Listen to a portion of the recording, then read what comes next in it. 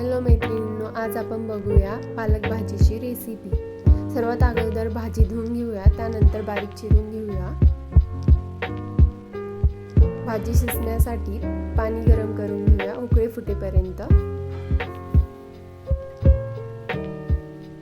तोपर्यंत आपण भाजी धुवून घेऊया। पाण्याला उकळी फुटली आहे, आता आपण भाजी त्यात शिजण्यासाठी टाकून घेऊया।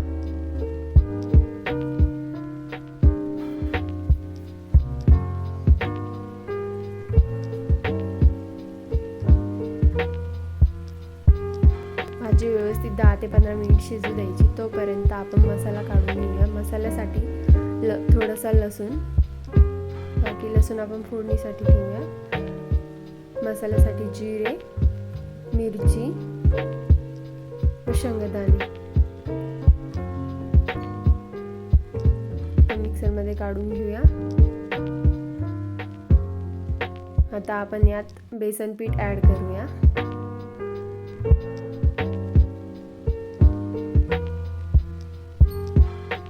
परत त्याला मिक्सरमध्ये मिक्स करून घेऊया।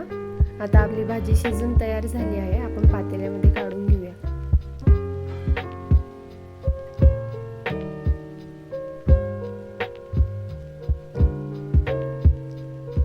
भाजीला व्यवस्थित मिक्स करून घेऊया।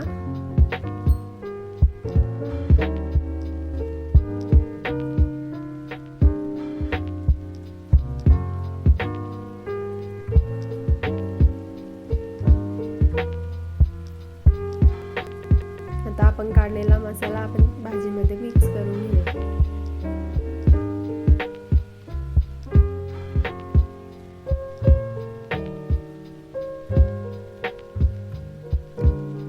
भाजीला फोडणी देण्यासाठी तेल, त्यानंतर मोहरी,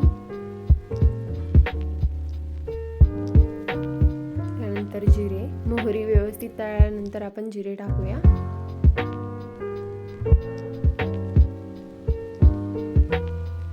त्यानंतर लसूण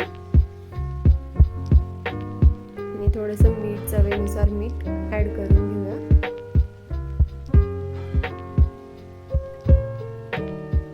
आता आपण भाजी कढईमध्ये टाकून घेऊया। व्यवस्थित कड येईपर्यंत 10 ते 15 मिनिट भाजीला शिजून देऊया।